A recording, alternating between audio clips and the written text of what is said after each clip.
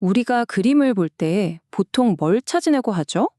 뭐 그 안에 담긴 이야기라던가 작가의 감정, 아니면 뭐 숨겨진 의미 같은 거요. 그런데요, 여기 그 모든 걸 거부하고 회화는 이런 거야 하는 규칙 자체를 새로 쓴 예술가가 있습니다. 바로 프랭크 스텔라. 자, 이 사람이 어떻게 본다는 행위 자체에 혁명을 일으켰는지 지금부터 함께 따라가 보시죠.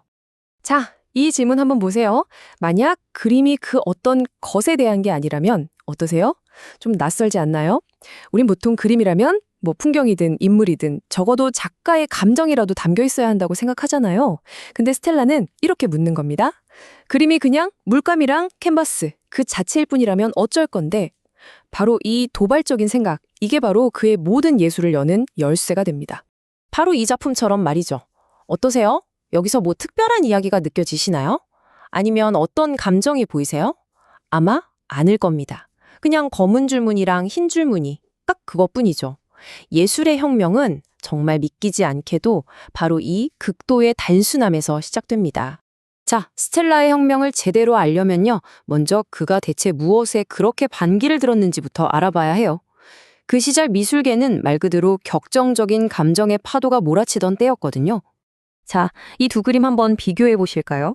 왼쪽에 있는 게 1950년대 미술계를 휩쓸었던 추상표현주의라는 거예요. 2차 세계대전이 끝나고 그 상처 속에서 예술가들이 자기 안의 불안, 고뇌 이런 것들을 캔버스에 그냥 막 폭발시키듯이 쏟아냈죠. 그야말로 뜨거운 혼돈 그 자체였어요. 근데 오른쪽 스텔라 작품을 한번 보세요. 완전 다르죠? 차가운 질서가 느껴지지 않나요? 이건 감정이 아니라 순수한 논리를 보여주는 겁니다. 그리고 바로 이 한마디가 그의 철학을 그냥 완벽하게 요약해버립니다. 보이는 것이 당신이 보는 것이다. What you see is what you see. 무슨 뜻이냐면요. 그림은 더 이상 어떤 이야기나 감정을 들여다보는 창문이 아니라는 거예요. 그냥 그 자체로 하나의 물건이라는 선언인 거죠.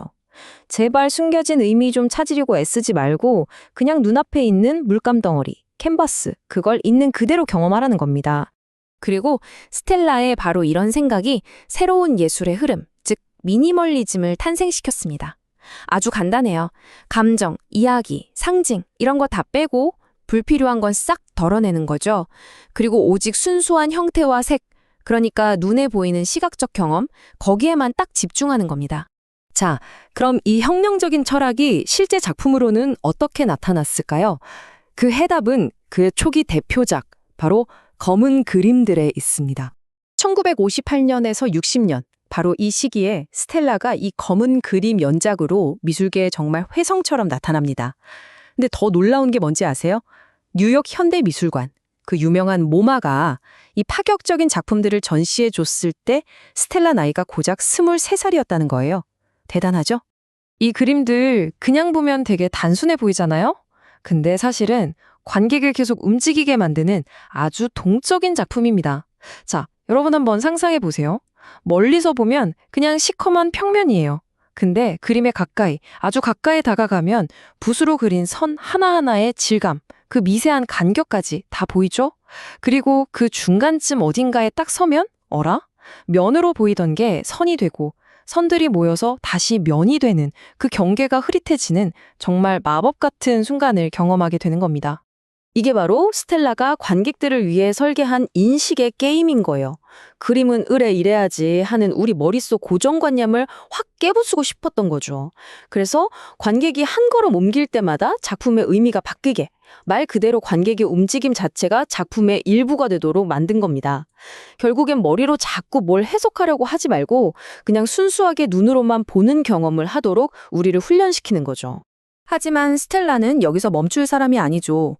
그는 곧바로 우리에게 가장 익숙하고 기본적인 가정, 즉 그림은 네모다. 나는 이 수백 년 묵은 고정관념의 정면으로 도전장을 내밉니다. 자, 이걸 한번 보세요. 캔버스 모양 자체가 더는 사각형이 아니죠. 이게 바로 변형 캔버스라는 겁니다. 정말 재밌는 게 캔버스 위에 그려진 패턴이 캔버스 바깥쪽 모양을 그대로 따라간다는 거예요. 그러니까 이제 그림은 벽에 걸린 창문이 아니라 그냥 벽에 붙어 있는 독특한 모양의 물건, 즉 오브제가 되어버린 거죠. 그러다가 1960년대가 되자 스텔라의 캔버스에 갑자기 색이 빵 하고 터져 나옵니다. 마치 흑백 영화를 보다가 갑자기 화면이 총천연색으로 확 바뀌는 것처럼요. 우리가 어릴 때 쓰던 그 각도기 있죠?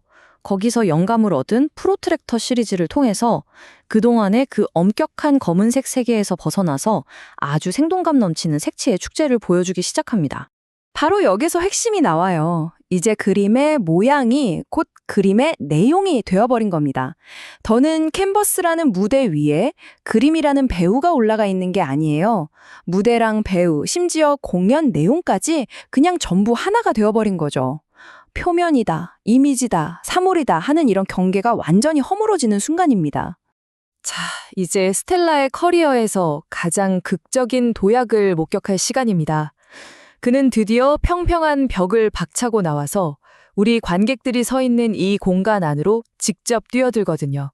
1970년대 폴란드 마을 시리즈를 한번 보세요. 이제 평면은 찾아볼 수도 없어요.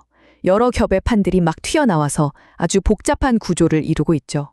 꼭 무슨 폭발의 순간을 그대로 얼려놓은 것 같지 않나요? 이건 그림이기도 하고 동시에 조각이기도 한 그야말로 경계에 서 있는 작품들이 탄생하기 시작한 겁니다. 재료 실험도 정말 끝이 없었어요. 부드러운 펠트 옆에다가 거친 철망을 갖다 붙이고 가벼운 골판지 옆에는 또 무거운 금속을 붙이고 정말 서로 어울릴 것 같지도 않은 산업 폐기물이나 일상적인 재료들이 만나서 이건 뭐 회화도 아니고 조각도 아닌 전혀 새로운 생명체로 다시 태어난 거죠. 그냥 경계를 허무는 수준이 아니라 아예 새로운 종을 창조해낸 셈이에요. 그리고 마침내 스텔라의 예술은 벽이라는 중력에서 완전히 벗어납니다. 보시다시피 도시 한복판에 우뚝 서 있는 거대한 조형물로 진화한 거죠. 근데 정말 놀라운 건 이렇게 꿈틀거리는 유기적인 형태를 만들기 위해서 당시 최첨단 기술이었던 컴퓨터 설계, CAD 같은 것까지 동원했다는 사실이에요. 그의 탐험은 이제 예술을 넘어서 기술의 영역까지 뻗어나간 겁니다. 자, 그렇다면 이 정말 쉴 틈 없었던 여정을 통해서 스텔라는 미술사에 과연 무엇을 남겼을까요? 그의 이 끊임없는 변화가 오늘날 우리에게는 어떤 의미가 있는지 한번 정리해 보겠습니다. 그의 커리어를 쭉 되짚어 보면 이렇습니다. 처음엔 검은 그림들의 미니멀리즘으로 시작했죠. 그러다 변형 캔버스와 화려한 색채의 시대를 열고 마침내 3차원의 부조를 거쳐 완전한 조각으로 나아갔습니다. 정말 단 한순간도 멈추지 않고 계속해서 자기 자신을 부수고 다시 만들어 온 과정이 한눈에 보이지 않나요? 2015년에 스텔라의 대규모 회고전을 기획했던 휘트니 미술관 큐레이터가 남긴 이 한마디가 어쩌면 스텔라를 가장 정확하게 설명하는 말일 겁니다. 프랭크 스텔라는 진화하는 화가다. 맞습니다. 그의 정체성은 어떤 특정 스타일에 있는 게 아니에요. 평생에 걸쳐 보여준 그 역동적인 진화 과정 그 자체가 바로 프랭크 스텔라인 거죠. 그렇다면 스텔라가 남긴 가장 위대한 유산은 뭘까요? 첫째, 그는 그림은 내모여야 한다는 오랜 독재를 끝장냈습니다.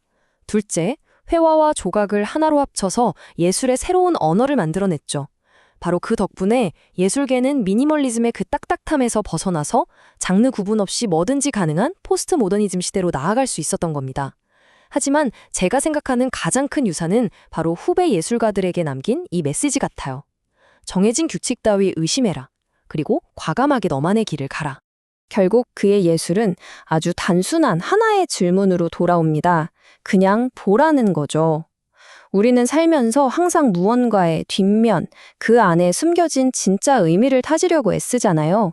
하지만 혹시 스텔라가 말한 것처럼 때로는 그냥 눈에 보이는 것이 전부라고 툭 받아들이는 그 단순함 속에서 오히려 더 큰 자유와 진실을 발견할 수 있는 건 아닐까요? 이 질문을 마지막으로 여러분께 남기면서 오늘 이야기 마치겠습니다.